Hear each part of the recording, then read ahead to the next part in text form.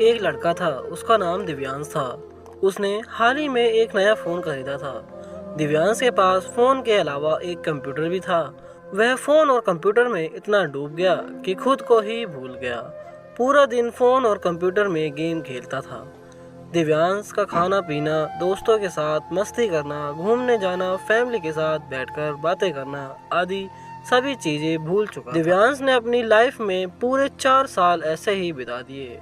पढ़ाई में दिव्यांश काफ़ी कमज़ोर हो गया था। स्कूल भी बहुत कम जाने लगा था। स्कूल भी जाता था तो बहाने बनाकर घर आ जाता था। पूरा दिन सिर्फ गेम खेलना और सोना, बस यही करता था। दिव्यांश के फैमिली वाले भी उससे बहुत परेशान हो गए थे, लेकिन इससे दिव्यांश को कुछ भी फर्क नहीं पड़ता था। वह किसी की भी बात को नहीं मानता था। एक दिन दिव्यांश की फैमिली वालों ने दिव्यांश को जबरदस्ती स्कूल भेजा। उस दिन मानो शायद उस लड़के की लाइफ बदलने वाली थी। दिव्यांश को स्कूल की ड्रेस में एक बहुत सुंदर सी लड़की दिखी। दिव्यांश उसे देखकर बहुत खुश हो गया था। वह मन ही मन से उसे चाहने लगा था। उस सुंदर लड़की का नाम प्रीति था। वो सचमुच बहुत सुंदर थी, मानो कोई जन्नत की परी हो। अगले दिन दिव्यांश बिना किसी के कहने पर खुद ही स्कूल चला गया, लेकिन दिव्यांश को उस दिन प्रीति नहीं दिखी। दिव्यांश ऐसे ही लगातार 7 से 8 दिन तक स्कूल आया, लेकिन फिर भी उसे प्रीति नजर नहीं आई। दिव्यांश के फैमिली वाले सोच में पड़ गए कि ऐसा क्या हुआ कि दिव्यांश स्कूल जाने लगा। अचानक से एक दिन दिव्यांश ने प्रीति को देखा। प्रीति रोड से जा रही थी और बहुत ही सुंदर लग रही थी। दिव्यांश ने उसके पीछे पीछे चलकर प्रीति का घर भी देख लिया था। फिर रोज उसी समय पर वह प्रीति को देखने आया करता था और उसके घर के चक्कर काटता था। प्रीति ने भी ये बात नोटिस की कि दिव्यांश रोज उसी समय यहाँ आता है। प्रीति भी दिव्यांश को देखकर बहुत खुश हो जाती थी और प्रीति को खुश देखकर दिव्यांश भी बहुत खुश होता था। फिर दोनों का करीब आना स्टार्ट हुआ। धीरे धीरे मिलना जुलना स्टार्ट होने लगा। दिव्यांश अब धीरे धीरे बदलने लगा था। उसका ध्यान अब कंप्यूटर और मोबाइल से हटने लगा था। वह फैमिली के साथ भी अच्छे से बातचीत करता था और दोस्तों के साथ भी मस्ती करता था। और वह जब भी लड़की के बारे में सोचता था तो उसे अच्छा लगता था। एक दिन हिम्मत करके दिव्यांश ने प्रीति को प्रपोज किया। क्योंकि प्रीति भी मन ही मन उसे चाहने लगी थी, इसलिए प्रीति ने उसके प्रपोज को एक्सेप्ट कर लिया। दिव्यांश उस दिन बहुत खुश था। अब वह लड़का एक नॉर्मल इंसान के जैसा रहने लगा। एक दिन दोनों साथ में घूमने गए। दोनों ने काफी मजे किए। वह लोग एक साथ स्कूल जाने लगे और ट्यूशन भी एक साथ जाने लगे। प्रीति ने दिव्यांश को मानो पूरी तरह से बदल दिया था। लड़का अब पढ़ाई अच्छे से करने लगा था। एक दिन स्कूल जाने से पहले प्रीति का फोन आया। उसने कहा कि हम दोनों साइकिल से एक साथ स्कूल चलेंगे, इसलिए मेरे लिए रुकना। दिव्यांश ने कहा ठीक है, तुम रुको, मैं तुम्हें लेने आता हूँ। दिव्यांश प्रीति के पास आया और उसे अपने साइकिल के पीछे सीट पर बिठाया और स्कूल जाने लगे। जाते समय रास्ते में बहुत जोरों से बारिश होने लगी। दोनों बारिश में भीग चुके थे। दिव्यांश को प्रीति और भी सुंदर लगने लगी। दिव्यांश प्रीति की तरफ देखता ही रह गया। प्रीति ने कहा क्या देख रहे हो? दिव्यांश ने कहा तुम्हें। दिव्यांश ने कहा आई लव यू। प्रीति ने तुरंत जवाब दिया I love you to.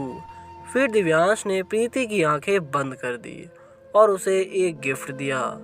Gift में आई लव यू बोलने वाला टेडी बियर था। दोनों एक साथ बहुत खुश रह रहे थे। प्रीति दिव्यांश के लिए अपने हाथों से खाना भी पका कर लाती थी। एक दिन उन दोनों को दिव्यांश के पिता ने एक साथ देख लिया। फिर दिव्यांश के पिता ने उसे बहुत डांटा और फिर दिव्यांश को पढ़ने के लिए हॉस्टल भेज दिया। हॉस्टल की छुट्टी में दिव्यांश 1 साल बाद घर आया। 1 साल बाद में जब दिव्यांश प्रीति के घर की ओर गया, लेकिन उसे प्रीति नहीं दिखी। दिव्यांश की पूरी छुट्टी निकल गई, लेकिन उसे प्रीति कहीं दिखाई ही नहीं दी। नए साल के वक्त प्रीति अपने घर में वापस आई और दिव्यांश ने फिर प्रीति को फोन लगाया और मिलने के लिए रिक्वेस्ट किया। प्रीति नहीं मान रही थी। बहुत रिक्वेस्ट करने के बाद प्रीति मान गई। प्रीति दिव्यांश से मिलने आई और प्रीति को देखते ही दिव्यांश ने उसे गले लगा लिया और उसकी आंखों में आंसू आने लगे। दिव्यांश ने कहा, मैं तुम्हें अभी भी बहुत प्यार करता हूँ। प्रीति ने उसे पीछे धक्का दिया और दिव्यांश ने कहा, क्या कर रही हो? प्रीति रोई और रोते हुए बोली, मैं तुमसे प्यार नहीं कर सकती।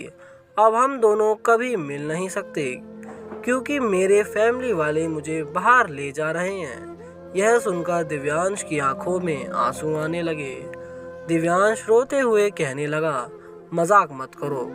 प्रीति ने फिर कहा, तुम मुझे भूल जाओ।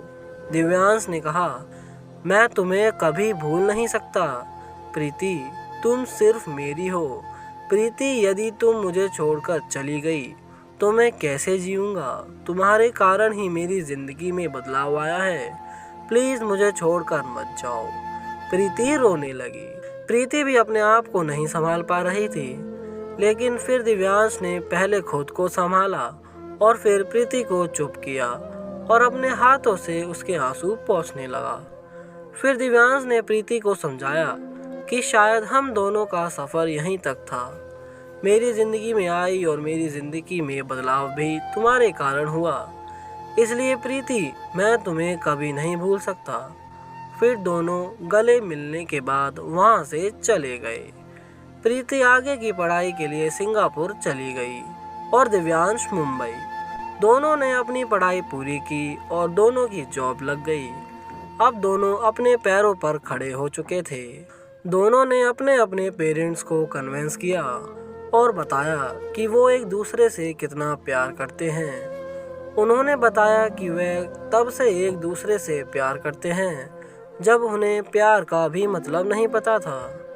उन्होंने अपने पेरेंट्स को बताया कि वे जब स्कूल में थे तब एक दूसरे के साथ रहना, एक ही साइकिल पर बैठकर स्कूल जाना, साथ में एक दूसरे की जुदाई, खाना न खाना, एक दूसरे को देखे बिना, बात किए बिना न रह पाना, हर पल उसी के बारे में सोचना और तो और एक दूसरे की परवाह करना, ये सब तो सच्चे प्यार की निशानी है।